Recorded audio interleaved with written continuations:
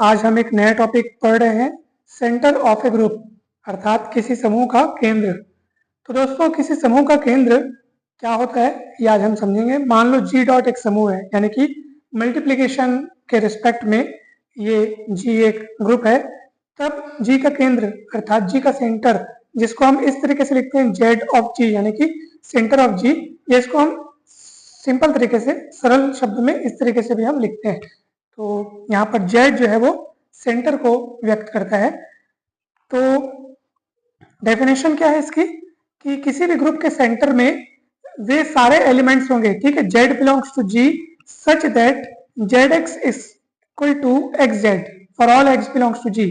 अब आप देख सकते हैं कि ये कौन सा गुणधर्म है। Z X equal X Z मतलब ये कम्यूटेटिव प्रॉपर्टी है ना भाई। ये क्रम विनिमय नियम है, Z X equal X Z for all X belongs to G. मतलब किसी भी ग्रुप के सेंटर में, यानी कि किसी भी ग्रुप का सेंटर एक जी का एक ऐसा सबसेट है जिसमें जी के वे सारे एलिमेंट्स होते हैं जो जी के समस्त एलिमेंट्स के साथ क्रम विनिमय नियम का पालन करते हैं। मतलब आप सरल शब्दों में ये समझ सकते हैं कि देखो, मान लो ये ग्रुप है, ठीक है, ये ग्रुप है। उसके बाद अब इस ग्रुप में बहुत सारे एलिमेंट्स हो सकते हैं। आपको उन विशेष अवयवों को चुनना है जो सभी अवयवों के साथ क्रम विनिमय नियम का पालन करता हो, कम्यूटेटिव लॉ का पालन करता हो। मान लो ये Z1 एक ऐसा एलिमेंट है, ठीक है। Z1 जी का एक ऐसा एलिमेंट है जो सारे एलिमेंट्स के साथ क्रम विनिमय नियम का पालन करते हैं, ग्रुप के समस्त एलिमेंट्स के साथ, जिसमें वो स्वयं भी शामिल है ना, ठीक। तो अपने सहित जी के सभी एलिमेंट्स के साथ ये जो Z1 जो है वो कम्यूटेटिव प्रॉपर्टी को फॉलो करता है, यानी कि x Z1 is equal to Z1 x for all x belongs to G। तो अगर ये गुणधर्म Z1 के पास है तो समझ लीजिए कि हम ऐसे एलिमेंट को, ऐसे जितने भी एलिमेंट्स होंगे, मान लो ऐसा एक और एलिमेंट है Z2 जो Z1 के जैसा ही गुण रखता है, अर्थात वो ग्रुप के समस्त एलिमेंट के साथ क्रम विनिमय नियम का पालन करता है। तो ऐसे जितने भी एलिमेंट्स होंगे उन सबको इकट्ठा करके जो कलेक्शन तैयार होगा ना, उसी को बोलते हैं सेंटर ऑफ ग्रुप। यानी सेंटर ऑफ ग्रुप में वे सारे एलिमेंट्स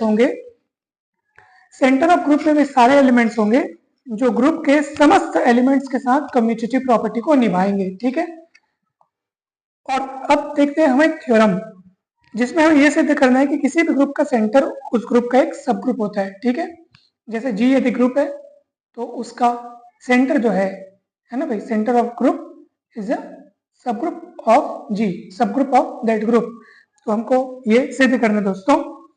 तो चलिए अब हम मान लेते हैं दो एलिमेंट्स लिए अपन ने, Z1 और Z2, किसमें से, सेंटर में से। तो ये दोनों एलिमेंट्स आपने Z में से बिलोंग करते हुए, इसका मतलब ये है कि ये दोनों एलिमेंट्स जी के सारे एलिमेंट्स के साथ क्रम विनिमय नियम का पालन करते हैं, कम्यूटेटिव प्रॉपर्टी को होल्ड करते हैं। यानी Z1 के बारे में अगर सोचेंगे तो Z1 x is equals to X Z1, और Z2 के लिए अगर अपन लिखेंगे तो Z2 x is equals to X Z2 for all x belongs to G, ठीक। चलिए अब देखो, बहुत ही सिंपल सा यहाँ पे खेल है, ज्यादा कठिन नहीं है।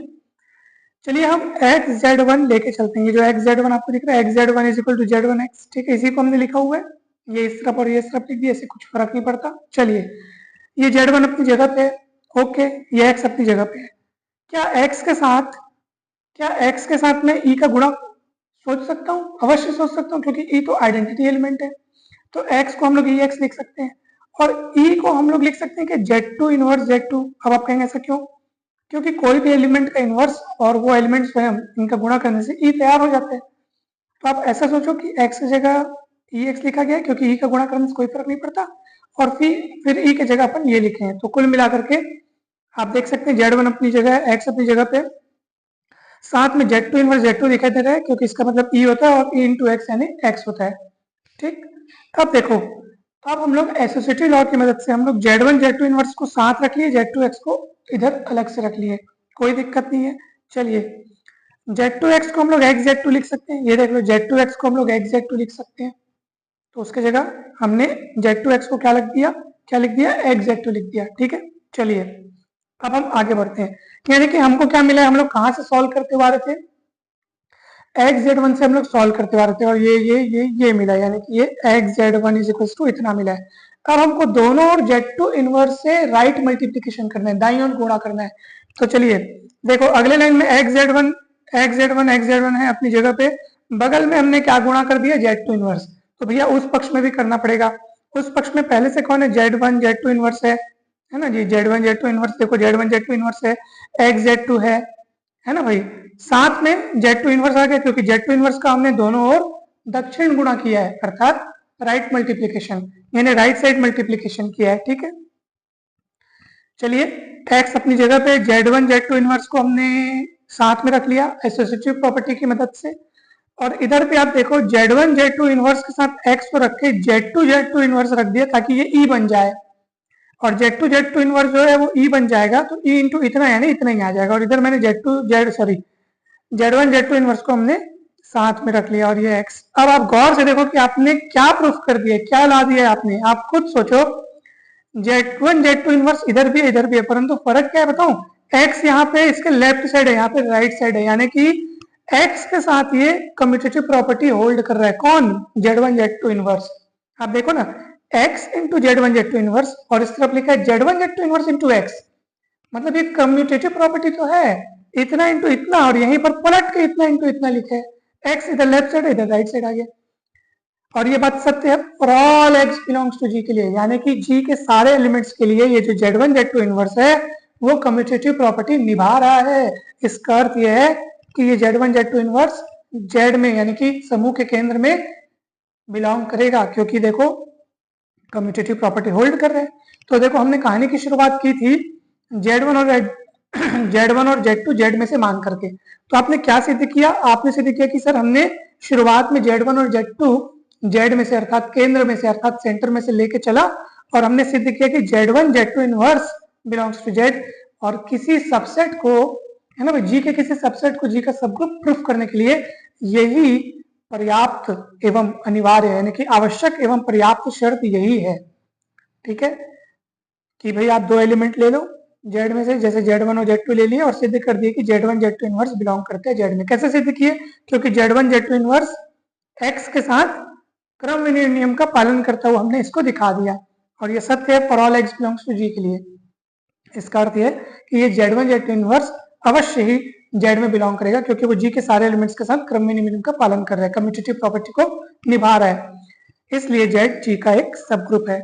क्योंकि दोस्तों पिछले वीडियोज में हमने एक थ्योरम देखा था, काफी इंपॉर्टेंट है, जिसमें हमने आपको बताया था कि भाई जी के किसी सबसेट को, है ना, जी का सब ग्रुप सिद्ध करने के लिए आवश्यक एवं पर्याप्त प्रतिबंध यह है कि मान लो एच जो है वो कोई नॉन एम्प्टी सबसेट है जी का, है ना भाई, जी ग्रुप है, एच जी का कोई नॉन एम्प्टी सबसेट है, तो एच जी का ग्रुप कब कहलाएगा, इसके लिए सफिशिएंट एंड नेसेसरी कंडीशन, है ना भाई, क्या है, जब कभी आप ए और बी ले एच से, तो ये अवश्य बिलोंग करेगा एच में। अगर आप ये वाली शर्त सिद्ध करके दिखा दें, है ना भाई, तो ये सिद्ध हो जाएगा कि एच जी का सब ग्रुप है, ठीक है। तो बस इसी शर्त को हमने यहाँ पे जेड के लिए सिद्ध किया है, ठीक है दोस्तों। तो इस तरह से सिद्ध होता है कि centre of group is a subgroup of that group, okay. तो इस तरीके से ये थ्योरम कंप्लीट होता है। हमें पूरी उम्मीद है कि आपको समझ में आया होगा दोस्तों। इसके पहले के जो टॉपिक्स हैं, इसके पहले के जो वीडियोस हैं, अगर आपने नहीं देखे हैं तो जरूर जाइए, इसी वीडियो के डिस्क्रिप्शन बॉक्स में आपको इस चैप्टर के सभी वीडियोस के लिंक लेक्चर क्रमांक वाइज अरेंज आपको सारे के सारे वीडियोस मिल जाएंगे। हर एक टॉपिक बहुत महत्वपूर्ण है, आपको बहुत आसानी से समझ में आ जाएगा, और आप लाइन से शुरू से शुरुआत करते हुए हर एक वीडियो देखिए दोस्तों। इसके पहले हमने मैट्रिक्स अलजेब्रा, जिसमें हमने echelon form, reduced echelon form, normal form, inverse of matrix, eigenvalues, eigenvectors, Cayley Hamilton theorem.